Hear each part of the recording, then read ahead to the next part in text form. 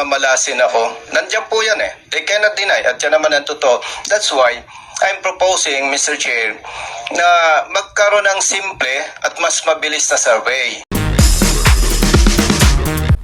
Votation. Let's say for example, Police Station 1. Oh, may box dyan. Yes or no lang.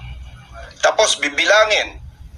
Kasi Mr. Chair, para sa akin po, being retired police officer, big deal ito eh. Kasi ang nakataya po dito, moral and welfare ng PNP personnel and their families. So kung lumabas, Mr. Chair, majority is yes. So be it. Yun lamang po, Mr. Chair. Maraming salamat, Congressman Busita. But before the Chair recognizes Congressman Caraps, the Chair would like to acknowledge the presence of Congressman of the 5th District of Bulacan, Ambrosio Z. Cruz Jr. Sir, Congressman Paduano, please. Okay. Let me ask na lang po. I cannot ask my fellow members of this committee, but of course I will ask just the PNP. What's the purpose of the survey? To get the pulse of the rank and file, and that includes also the officers, with regards to the bill or with regards to the retirement per se? We just conducted a abrupt survey, sir, to get the feel of The feel for what? organization relative to the retirement, sir. Retirement. Yes, Which is, ang ano dito issue is the 57. yes, sir. 57. Issue of, Okay. 57 po. Mr. Chairman, ganito po. Tingin ko, I have with me the original bill, no, in which Section 39 states that compulsory retirement, in which as far as I understand, but I have to check if my understanding is correct with the PNP, the proposed amendments of the PNP with regards to Section 39, compulsory retirement. Mr. Chairman, wait. Allow me to read, in toto with regards to the provision on Section 39. Compulsory retirement. Compulsory retirement for officer and non-officer shall be upon the attainment of age previously 56, that in case of any officer with the rank of Chief Superintendent, Director, or Deputy Director General, the Commission may allow his retention in the service for an unextendable period of 1 year. Okay. This is Section 39 of the original Bill 11140. Now, amendments being introduced by the PNP and officially signed by the Police General, the Chief PNP, Marbel, and it was also stated by Police Major General Ohobo. And let me read, Mr. Chairman, the proposed amendments. And I think the issue about retirements of all PNP officers, and that includes non-commissioned officers, Mr. Chairman. And let me read the proposed amendments to this bill. Compulsory retirement for officer and non-officer shall be upon the attainment of 57, provided uniform personnel, we're talking here about uniform personnel as a whole, uniform personnel who have less than 1 year in service. Ibig sabihin nun, 1 year at the age of 56. Tama? Tama, General Bobo? Okay. This refers to itong who have less than 1 year. Ibig sabihin, at the age of 56. Okay? Upon the effectivity of this act, shall have the option to retire at the age of 56 and shall be considered compulsory retired. Okay. Now, let me ask the PNP so that the issue about survey and everything, because I think the issue, Senator Busita will correct me if I'm wrong. The issue here is about the interest of those non-commissioned officers down below, or rank and file, which will retire supposedly at the age of 56. Okay? So instead of 57, 56, they will retire by 57 compulsory based on the original proposed bill, except for those Director General, blah, blah, etc., etc. Now, dito po sa amendments, Mr. Chairman, ng PNP, may option po to retire. At the age of 56, non-commissioned and commissioned officers within the PNP can retire. And it will be considered compulsory retirement. And as far as I'm concerned, just correct me if I'm wrong, Senator Busita, the concern of the non-commissioned officers are those age upon retirement at the age of 56 na mag-extend pa ng 1 year kung mag-57 ang compulsory retirement.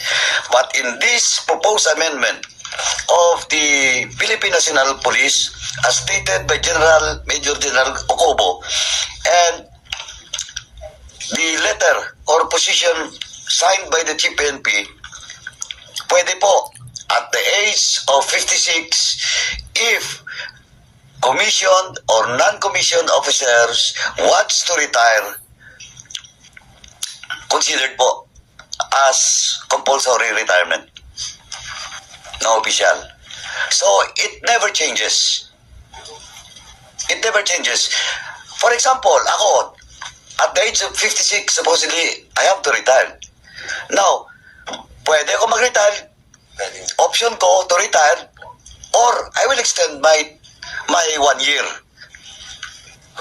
So, ganun pa rin. So, in question of the protection or the interest of the rank and file, kasi, dito kasi, but of course, that is an issue being raised na yung papaboran dito ay yung mga nasa taas, mga commissioned officers na magre-retire na ng 56, lalo na humabol para Chief PNP. Or sabihin na natin, diretso, Chief PNP ngayon, should retire on February next year, pag naipasa itong bill to, may 1 year pa siya. Option siya. Tama. General Ocobo. So, my interpretation is correct na still, that will be considered compulsory retirement if I opt to retire at the age of 56. Tama? Tama po, sir. Oo, tama. So, again, I cannot ask my fellow members of this committee, but that is based on my understanding and what I felt with regards to surveys and everything. It's all about the age retirement between 56 and 57. But under this amendments, I have said, may option po ang commission at non-commission officers to retire at the age of 56, and it is still considered as compulsory retirement. Yun po. Thank you, Mr. Chairman. Klaro naman yun, no? Klaro naman Mr. yung Chair. ating nabasa at sinabi po ng PNP. They have option, no? To retire or to continue for another year. What I'm trying to to see on the motion is the truthfulness of the survey. So basically, siguro, you want to pursue with your motion or Yes, Mr. Chair. sige, what's the pleasure of the gentleman from party list one writer? Mr. Chair, before I... May pending tayong motion. yes, You Mr. have Chair. already Banggitin ko lang dito, Mr. Chair. Dito sa Section 39, compulsory retirement for officer and non-officer shall be upon the attainment of age 57, provided that uniformed personnel who have less than 1 year in service upon the effectivity of this act shall have the option to retire at the age of 56. So, ibig sabihin, Mr. Chair, ang binibigyan lang po dito ng option, itong retirable. But all the rest, pag naisabatas ito, 57 years old lahat ang retirement nila. That's why, para po makita natin yung interest ng rank and file, dapat po talagang magkaroon ng proper survey dito sa PNP personnel. Kung lumabas po, yes, majority, so be it.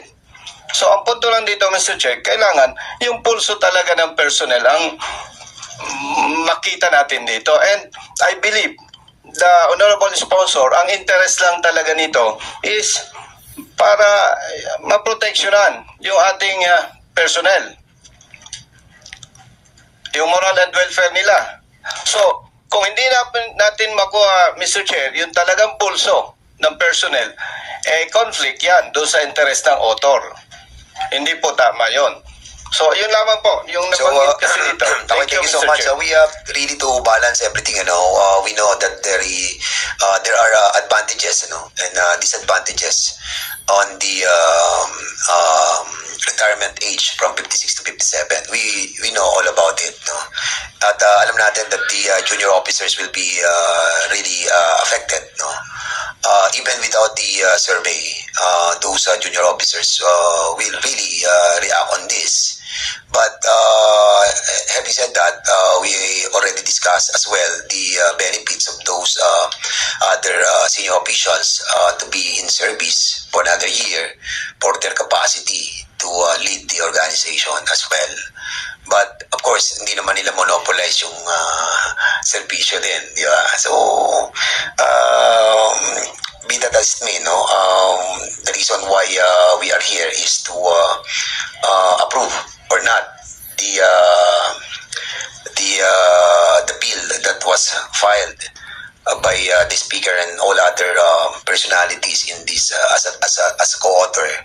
So basically, I think we have discussed this lengthily, before and today.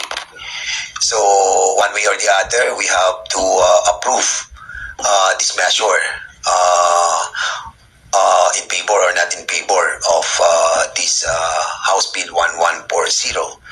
But a while ago, you have a pending motion to direct them to conduct a survey, duly seconded. Hearing no objection, your motion is now approved. So